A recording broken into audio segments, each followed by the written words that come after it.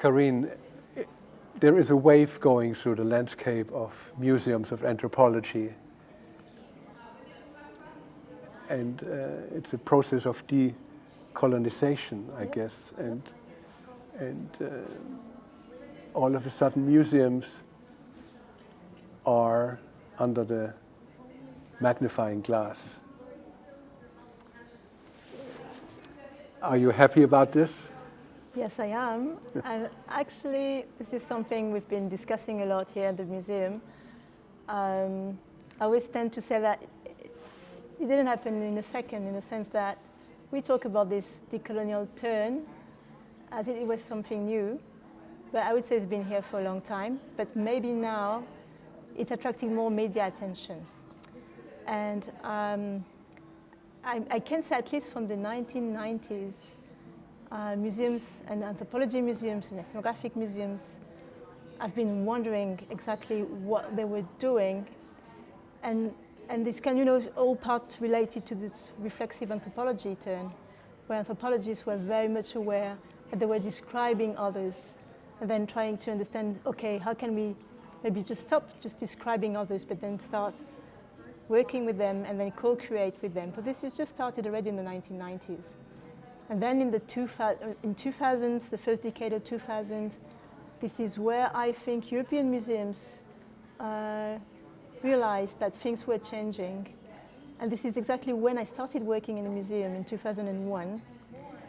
And at that time already, between 2001 and 2004, many things changed in European museums. This is where the Maori started to contact any European museums, and all the museums in the world actually, to reclaim for the tattooed Maori head, the toimoko, to go back to New Zealand. And this is really, I think, when something changed, in the sense that museums starting to realize that they were not owners of the belongings they used to take care of for so many years. So I wouldn't say decolonial turn is something new. It's been here for a long time. Yeah. But it's evolving very much faster now.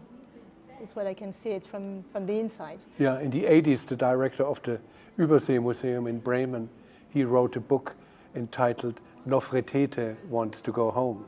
Yeah, so exactly. And then I remember the 1990s, there were all these conferences on who owns culture, who owns objects, who owns artifacts. In Australia already had issued several reports and policies, thinking that we don't need to talk about ownership so much now, but talking about collaboration and duties and responsibilities rather than ownership. So it's been here for a long time. And there was also a time when ethnology and anthropology were kind of questionable, A studying B. Yep. But now it seems that ethnology could become almost a political science, because all the resources we need to maintain our way of life, most of it comes from the territories of indigenous peoples. Yeah, lots of it, yeah. And here the museum is confronted with a political issue. Yep. So how are you dealing with this?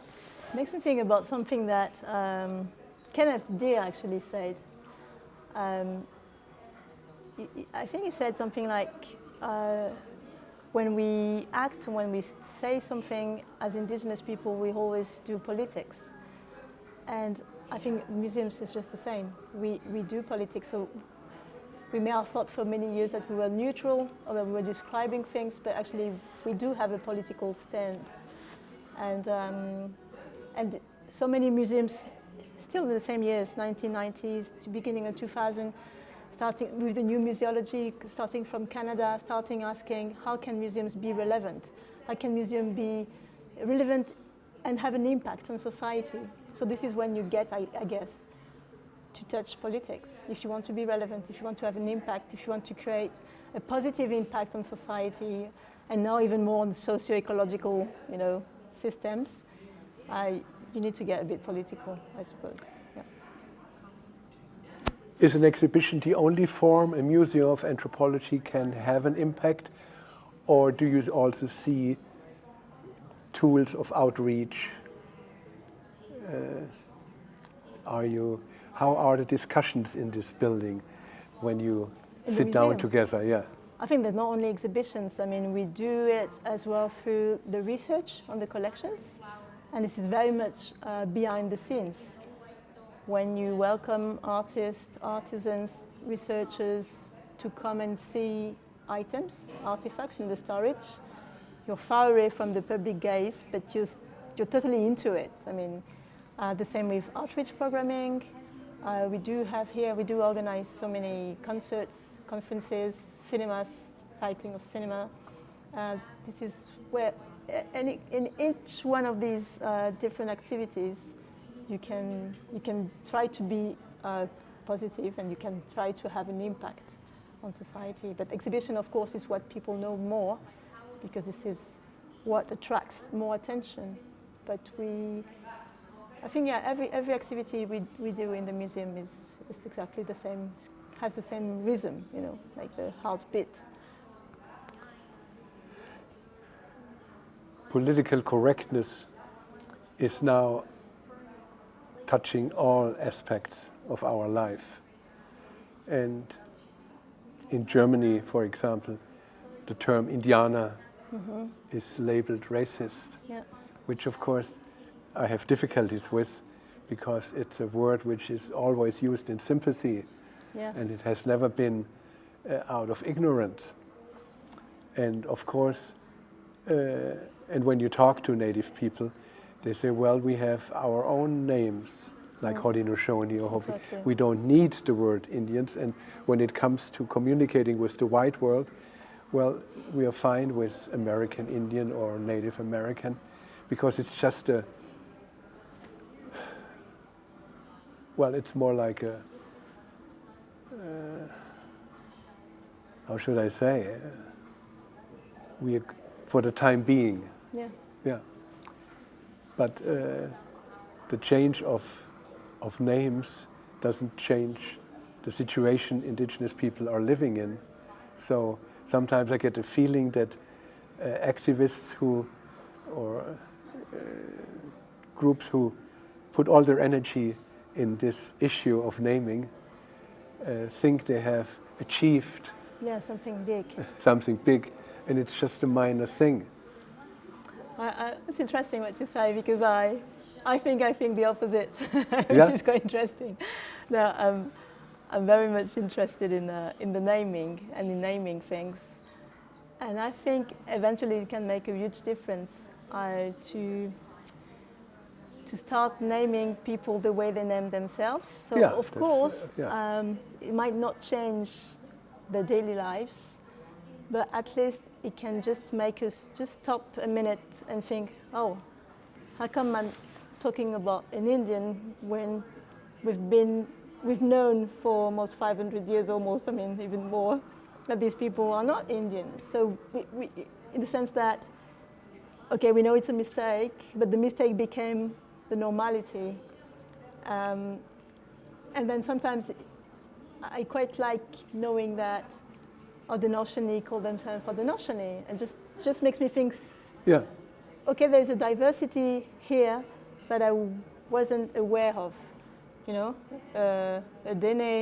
Haudenosaunee, I mean, Inuit, Cree, they're different peoples, and then we just put Indian kind of cap on top of it, and it makes me realize that maybe it's too simplistic, and I quite like when we start understanding that we could name them differently. Yeah, I agree.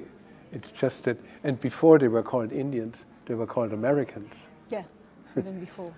But this happens for many, many different communities. I mean, we could be all called European, there's a European guy coming by, and another European guy coming by, and then I'm sure that at some point, so Indigenous Americans would be a correct term. Yeah, no, there's lots of discussion about this. Some people will say they prefer native, or they prefer First Nations, because the nation is important as well.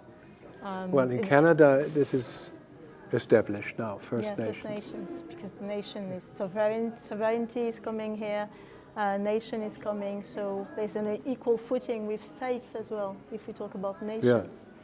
What you lose if you are, of course, just addressing indigenous, but indigenous is also so important, and you know much more than I do. All the discussions have been going on during the writing of the Declaration on the Rights of Indigenous Peoples. The fact of using indigenous. You know. Well, the problem was at that time the S of peoples. Yeah, peoples, yes, of course, yes. People was okay, but peoples... Yeah, peoples was difficult, yeah. And I was very much interested in the French translation of indigenous, because the French translation, the direct translation would be indigène. Yeah. But if you realize, we used autochtone. Yeah. And in French, indigène relates to colonialism. Mm-hmm. So there was this moment of just taking a step back and say, okay, we're not, because la loi indigène was one specific thing, so they use autochtone instead, and they fight a lot. So words to me, words and names are very important. We can make a difference, I think. But I understand what your point was about political correctness and how.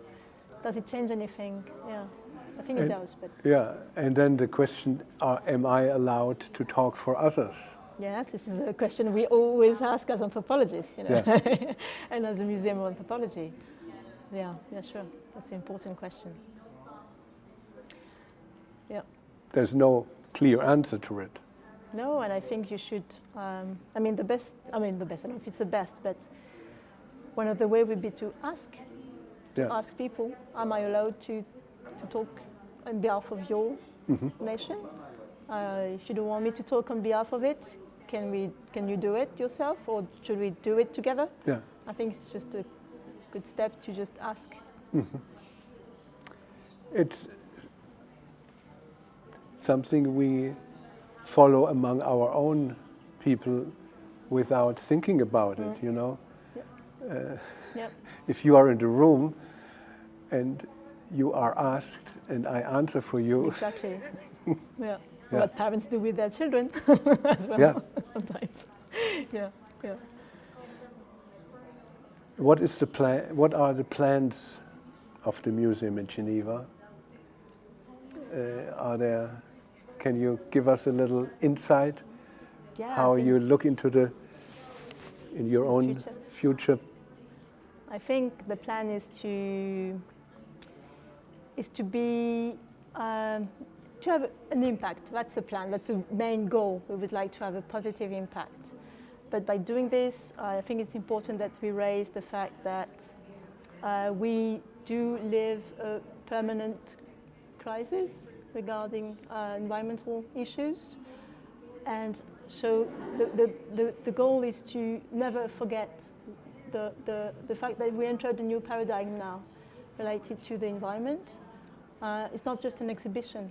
It is something which is here and it's going to stay. So the museum is committed to reduce its impact on the environment. So we are already embarking in several different actions, positive actions, to reduce our carbon footprint, to make sure that we do have a cycle of water and energy, on one side, but then on the other side, we are also very much committed to what we call co-create more, in the sense that we want to work collaboratively with the descendants of the people who've been creating all these items around us, all the artifacts, interpret the story through their own voices, and create this kind of, it's not new, but create this kind of plurivocality in the museum, where there's not only the voice of the museum or the voice of the staff or the voice of the curator, but it's kind of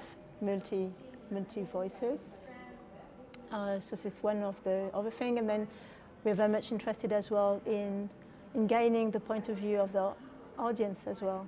We all talk a lot about inclusiveness, in museums. This is one thing to hear what the audience is thinking about exhibition, and then it's another step to make to take this information and then maybe change the way we practice, the way we do exhibition, or the type of content we want to develop, thanks to the inputs of the audience. So I guess in a way it's starting to be less of a box and more of a platform, a welcoming platform, and changing our practices. Well, and this exhibition now has a lot of voices. Yep. I guess this is... Yep. This can be confusing as well, I suppose, for some, like, then where is the voice of the museum in all this? I think it's in everyone, and all these voices, we are just creating this place with lots of noise in the end. So it's becoming a permanent council. Yes, exactly. Yes. Makes me think about exactly this. Yeah, what Bruno Latour wrote about this.